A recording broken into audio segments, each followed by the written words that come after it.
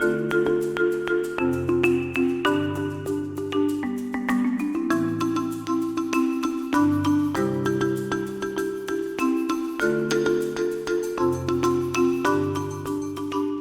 the heart of Kenya, coffee isn't just a crop. It's a way of life. For over 5 million Kenyans, coffee farming is their livelihood, their heritage, and their hope for a better future. But in recent years, the challenges of climate change, market instability, and outdated farming practices have threatened this vital industry. When I was in school, my father used to pay school fee with coffee. But later on, maybe around 20 years back, the industry actually somehow got crumbled. And farmers were discouraged because there were so many problems then, because the prices deteriorated. And many people, due to those discouragements, they were discouraged to an extent that they never used to work on the coffee industry. To that extent, they shifted to other kind of activities, like growing mangoes, like growing avocado, like growing other crops like maize and beans. So the coffee was neglected. Coffee industry historically was tailored for export. So we didn't develop the taste and the support mechanisms for value addition and consumption. So our factories were mainly going up to the clean coffee, but then in terms of roasting, grinding, packaging was not built. And actually even the legal frameworks were kind of discouraging local roasting and consumption of coffee until you buy from the auction, if you have to do it. Before Arabika came in, kulikuwa na challenges mpaka za management. Ulikuwa unakuta kuna vita baina ya wakulima wakisema hii management haitupeleki vizuri, kwa sababu hata application ya fertilizer yenyewe ilikuwa shida. Mkulima inambidi aende akanunue kivyake akuja apply kwa shamba. If you go to most of these factories, they are still using pulping with old equipment, very old equipment that, number one, uses a lot of water, which is a cost issue. Number two, also has very high losses in terms of the quality of the pulped coffee. You find a lot of it is lost in the process because it's not pulping to maximization. Hiyo malipo duni inatupa changamoto ya sisi kuingia katika soko ambayo inaitwa black market, ambapo sasa viwanda vyetu vya kahawa havipokei kahawa kwa ile kiwango ambacho kinatakikana. In response to these pressing challenges, the Kenyan government took a decisive action, embarking on a quest for a transformative solution. Their search led them to Italy, a nation celebrated worldwide for its rich coffee heritage and advanced agricultural practices. Together, they forged a powerful partnership destined to reshape the future of Kenya's coffee industry.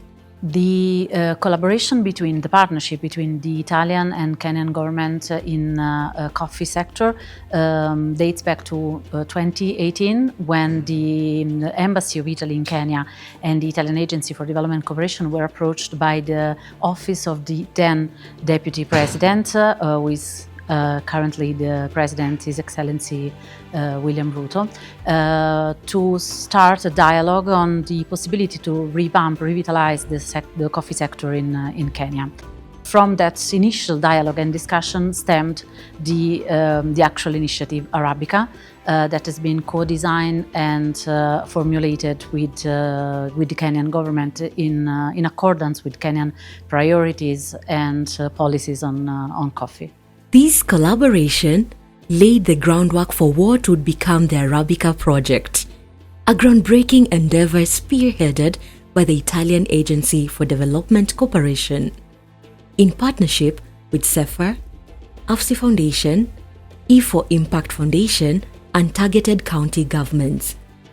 With an investment of €3 million, the ARABIKA Project spans across 7 counties of Meru, Nyeri, Murang'a, Embu, Kiambu, Machakos, and Bungoma, collaborating with 21 cooperatives and impacting over 30,000 small-scale coffee growers.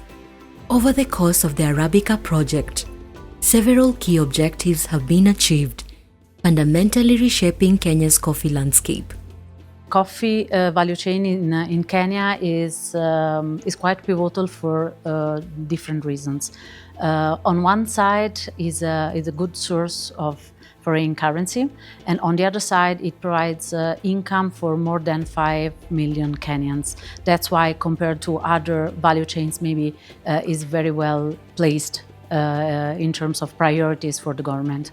And of course, while starting the dialogue with Italy, coffee is one of the value chain where we can play a role as in providing technical assistance. That's why I think it was kind of a match made in heaven between Italians and Kenyan. The initiative has focused on improving coffee quality, ensuring that every cup brewed embodies the essence of Kenyan excellence.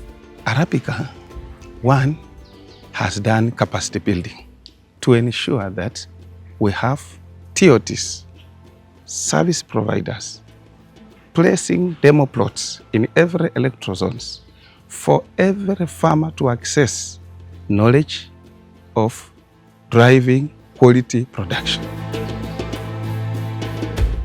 The project has renovated and equipped 7 laboratories in the 7 counties with cutting-edge equipment, marking a significant milestone in the coffee industry.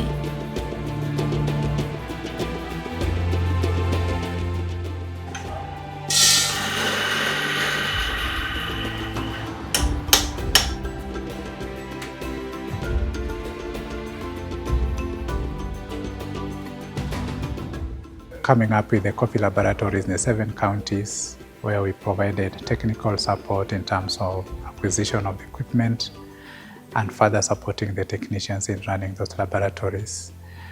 We're also able to produce coffee cupping manuals that are to be used by the TOTs to support the cascading of the trainings for the various farmers.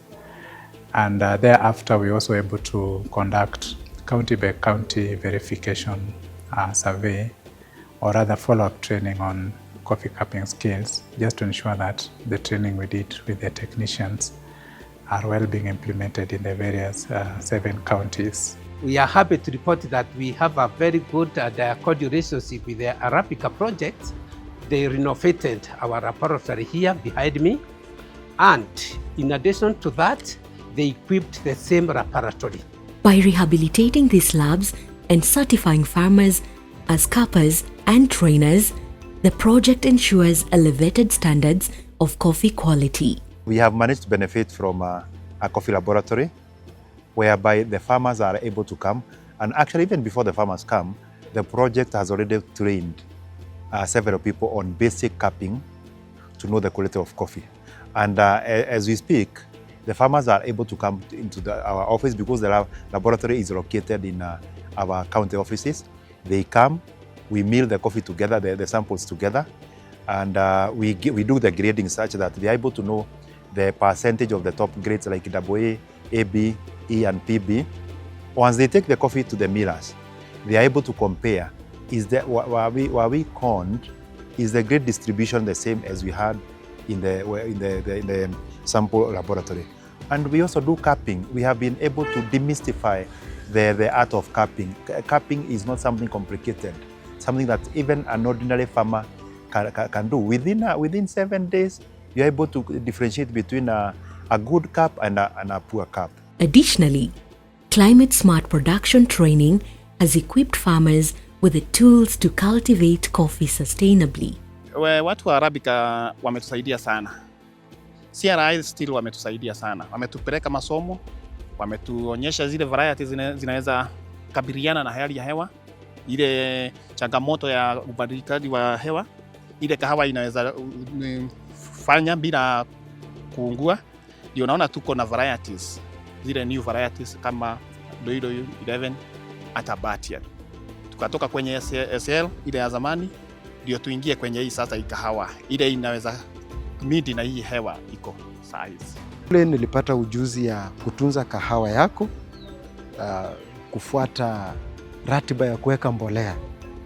Nikajifunza ya kwamba kahawa ikiflower na iweke zile tunaita pinheads, kuhitaji wewe mkulima uipatie CN ndiposa ilishe ile kahawa. Pia kuna wakati tunaweka NPK. NPK pia unasaidia kahawa kuponya vidonda wakati wa kuvuna. NPK pia inaipatia nitrogen kahawa, na hiyo nitrogen ndio tunaipata hii kala ambayo ni green. It is through capping that the farmer will know where he gets wrong. Because when you concentrate really on the farm and you bring the coffee to the factory, you just bring the berries and you don't know what types of berries you are bringing. But when you come and taste your coffee and you feel the defects that the coffee will have, you will know I have to do away with 1 and 2. And the farmers now will be empowered and they will do what is supposed to be done to get a quality coffee. At the heart of this transformation is climate-smart agriculture. By using techniques like shade-grown coffee, water conservation, and soil health management, these practices mitigate climate change impacts while boosting coffee quality and yield. Climate-smart coffee production is important because of the change in weather that has been happening globally. For instance, you're finding a lot of there is an increase in terms of insect pests incidences. Berry borers that were not a big problem in the main coffee zone are becoming a major problem. Diseases like coffee leaf rust, which never used to be a problem in higher zones, now is becoming a challenge. And also sometimes you find there is not enough rain, the rainfall is not adequate. And so how the farmer mitigates against this becomes very important. So the training was geared to ensure that the farmer can continue to undertake production even amidst all these challenges. For many farmers, these practices have become indispensable. Arabica ilipokuja hapo bereni hatukuwa tunajua tunafaa kuwa tunafanya soil analysis.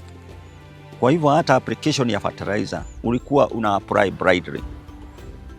But of late tumepata masomo ya kwamba hata ukishindwa na kufanya soil analysis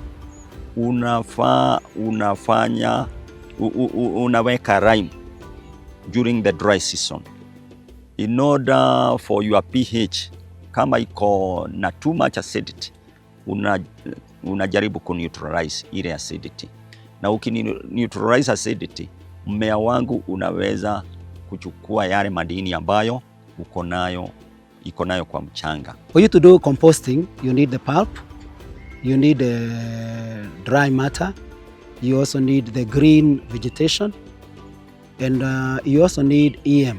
EM is used to quicken the decomposition. These materials will be arranged somewhere in the farm, and then you apply water at intervals as you continue to put in the materials. As long as decomposition is taking place, that mixture will be hot. So a farmer can just use either a thermostick or a normal stick. You just put it in, and then you can feel whether it is still hot. As long as it is hot, it means the decomposition is continuing. But finally, it will cool off once the decomposition is over. And then when you hold the materials with your hand, it looks more of soil. So it becomes what we call well decomposed manure that now the farmer can apply in his field. With training provided by the ARABIKA Project, they have adopted new methods that reduce the environmental footprint and increase their resilience to climate variability. There have been a lot of trainings but to the management. So by training the management, they also improved the way of running the society. There have also been trainings to the members. So members have grown to understand how the management is working, and they have a lot of confidence. That's why membership is increasing. Members who had run away to other societies are coming back. We have also increased membership from those people who had stopped farming. That's how the production has increased.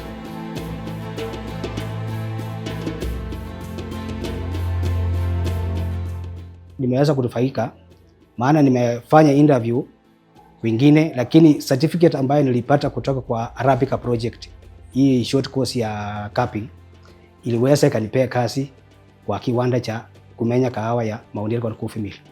Niko pale kama agronomist, lakini wakati wa capping kwa lab sikosi kazi ya kufanya, huwa tunasaidiana na ule ameajiriwa pale. Without nurturing the coffee the proper way it's supposed to be done, when it is tasted, yani the capping, that's where it loses the value and it loses the money. So with that, I learned that I need to spray the coffee because I want to do away with the anthesia. I need to spray the coffee. I want to do away with the CBDs and all the diseases that are there. And ARABIKA has taught us all those things, from planting the coffee to bring it into the factory.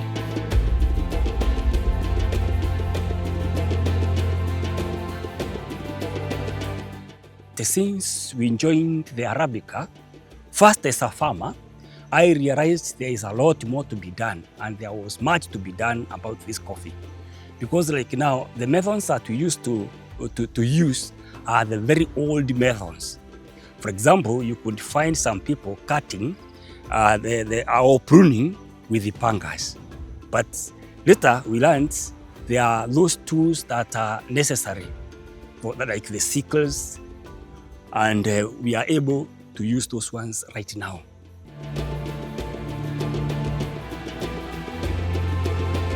Vile ARABIKA iliingia na ikakunja na mambo ya masomo. Hapo ndipo sasa watu ambao walikuwa wameachilia kahawa wamerudi kwa kahawa, na wamekunja na hiyo masomo yao ya kutuonyesha kahawa ni kilimo na ni biashara, na tukifanya biashara ya kahawa iko na mapato, na production kwa factory imeanza kurudi kawaida. Kutoka miaka mingi iliyopita, extension officers hawakuwa wako kwa ground sana. Kwa hivyo wakulima walikuwa wanalima vile walikuwa wanataka, ama vile mtu anafikiria kahawa yake inafaa analima hivyo. Lakini sisi kutoka ARABIKA walipoingia wametusaidia sana na jinsi hata ya mipango ya tuwe tukiudi kilo nyingi na quality nzuri. ARABIKA Project imetusaidia na tutakuwa na kahawa ambayo ni nzuri, kahawa ambayo iko na ladha na kahawa ambayo iko na dhamana. Na ninaona hapo mbele ni kwamba wakulima wetu maisha yao itabadilika kupitia ukulima huu wa kahawa. Farmers have learned and farmers have joined our factory. Farmers have brought more coffee. You realize that a farmer who was giving us maybe 100 kilos is now bringing 150 kilos, and that has improved the volume in our factory. So we can say ARABIKA Project has helped us to improve the society in volume-wise and also in management of the factories. Capacity building through business skills training is another cornerstone of the ARABIKA project.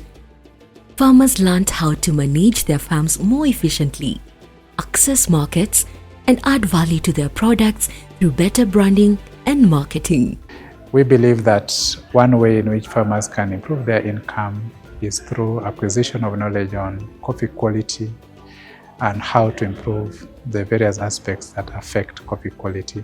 For instance, through this training, the participants are able to recognize or identify the quality of their coffee, and if perhaps they encounter low quality, they're able to identify the root causes of those particular concerns and address them within the various coffee value points, right from harvesting to pulping to drying to storage and other steps. This holistic approach ensures that farmers are equipped to handle the challenges of today and are also prepared to thrive in the future. We also trained within the project for youth especially to pick up value addition, that is roasting, tasting the cup, grading it for the market, and then baristaship, which is how to prepare a nice cup of coffee.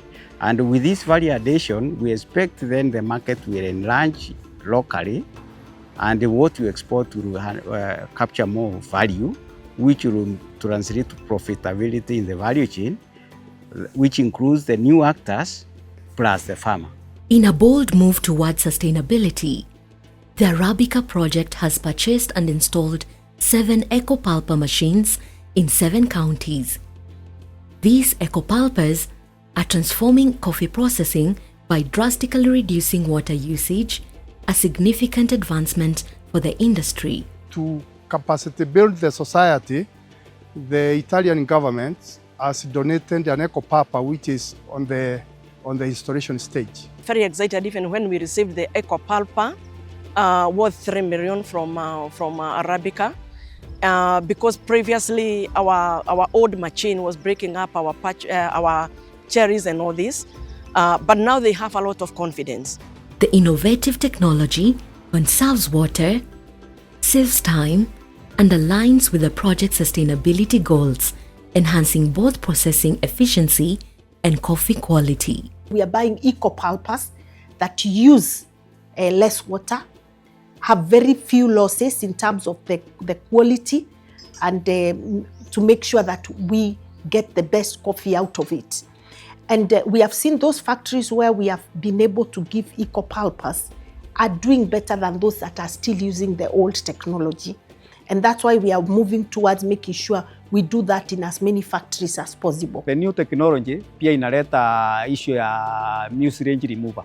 So ile time tulikuwa tuna waste tukipament kahawa, hiyo time itakuwa imepunguzwa ama itolewe, so tutakuwa na cost effective, sababu pale mpaka lepa itakuwa imepunguza na itapunguza time wastage, itakuwa imepunguza kabisa. Through the implementation of the ARABIKA project, a critical gap was identified. Most small-scale farmers had little to no understanding of where their coffee went after delivering it to their cooperatives. Determined to bridge this gap, the project partnered with coffee mills to track the farmers' coffee and complete the entire value chain, ensuring transparency and accountability. When the cooperatives who bring their coffee here to be milled, they come and their coffee first of all run to the weighbridge, where the coffee is weighed. They are taken to the weighbridge, we take the measurements, and thereafter we do the pre-milling analysis. That make an advantage of that the farmer will go home with the results of what they have brought to make it more easier for traceability, and they are sure that they brought coffee of what classifications.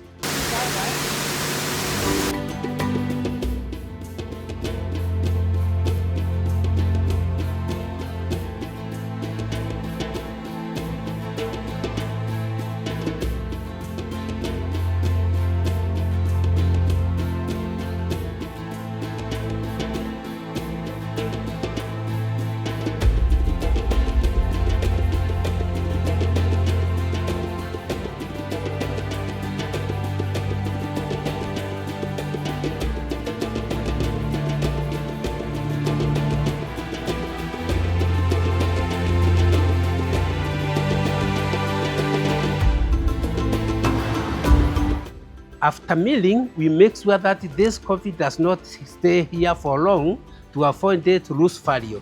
So after 72 hours, that coffee should be taken to the market so that it can be sold at the right time.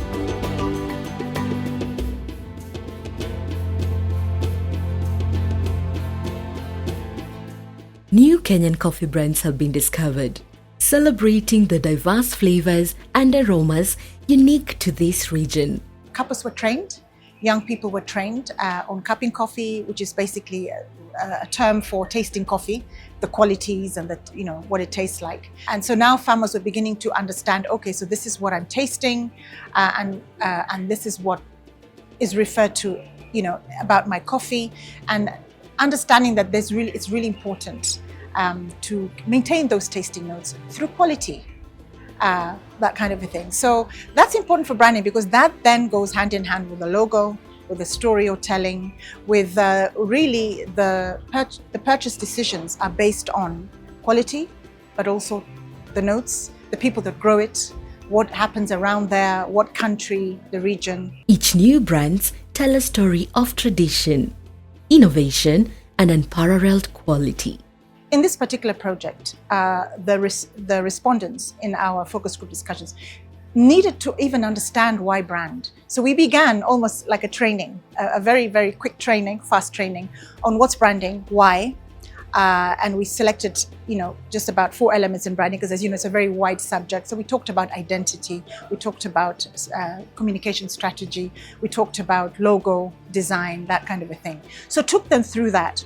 Through various focus group sessions, we had webinars and battled it out, because you can imagine you have people who come from different walks of life. They might have the same product that they're growing, but they have their own experiences. So it's about managing those experiences into something that can communicate to the outside person who doesn't know much about the community that grows it. So we went through that. Went through the different counties, tried to see what is there, what's the tradition in this area, what are the colors, what matters to the people that grow it. Because remember, behind every bean is a face, and that's how you sell the coffee. We got to design the package and do the packaging. So we started with the smallest ones, these ones, the 50 grams, because they move very fast and we are able to move the stock. Because while you are doing the production of the packaging materials, you have to produce 3,000. With these small packs, we are able to sell the 3,000 within 1 year, so it doesn't hold our money. So we started with the 50 grams, we moved to the 100 grams, now we are at 250 grams, of which as the market is growing, we'll also be able to do the big packaging, which holds a lot of money for us. By analyzing specific geographical areas, the project has identified unique coffee brands that highlight both origin and quality, including specialty and organic varieties. So for example, Central are very well known for citrus fruits, very, very high quality acidity, oranges, lemons. When you go towards Machakos, you have slightly low acidity, dark fruit, bit of chocolate going on, caramel. You go to Mount Elgon, we have a cooperative up on the mountain, and it's a beautiful coffee there with sort of licorice, a lot of chocolate going on there. So that was, we were translating that onto the packaging. But also, for social media, this is how you talk about your coffee. Also, what was very important was the topography of where the coffees were grown. And this seemed to be very important even for the growers themselves. They said, no, we have a mountain. So we had a challenge in Central. However, we managed to find a way, because the mountain looks different from every county. So we captured that. That was important for the grower, and certainly an icon that was important and very synonymous with Kenyan coffees out in the international market. Mountains, high acidity, fruity flavors, different layers. This uniqueness allows cooperatives to brand their coffee effectively, boosting their presence in the local market. If I don't know where you are, if I don't know the taste of your coffee, how will I find you and how will I buy it? So that was a real eye-opener for them, and a lot of them have run with it. And so we're very, very proud to say that, and in addition to the project logos, which they are obviously owners of, along with the county governments, they have their own. We'll be able to be well visible, and we'll be able to increase our sales, which is a double earning to our members in comparison to what we are doing right now. In comparison to what we are getting through the auction, we'll be able, this is like a direct sale of our own coffee within the locals. For 3 years, Arabica has been at the forefront of revitalizing Kenya's coffee industry, training 30,000 farmers, 42 coffee quality testers, 14 lab technicians, 63 community-based trainers, and 149 young service providers, with an investment of over 300 million Kenyan shillings and partnerships with 21 cooperatives across 7 counties. Arabica has reshaped the very fabric of Kenyan coffee.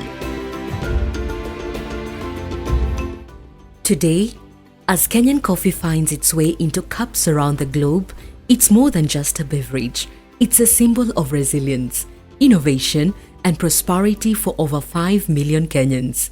Been drinking Kenyan coffee, and I think it's absolutely excellent. I like my coffee black, no sugar, no milk, very hot, so you're able to taste the richness of the coffee. I prefer it black, concentrated, to smell the aroma and feel the excitement and the kick of the coffee.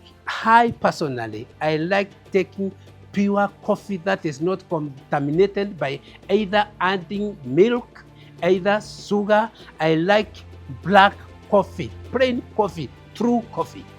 So, as you savor the rich flavors and aromas of Kenyan coffee, remember that each sip carries with it the hopes and dreams of those who cultivate it. I thank ARABIKA Project. Thank you, Arabica. Thank you, ARABIKA Project. Thank you, Arabica. Thank you, ARABIKA Project. It has really assisted us in terms of knowledge. And you see, if you want the people to succeed, first of all, impact the knowledge to those people. Then after that, then those people will use the knowledge and have a better production.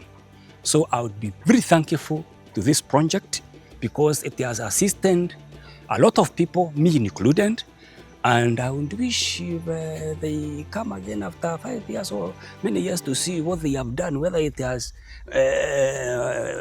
has fruits, it will be better for us.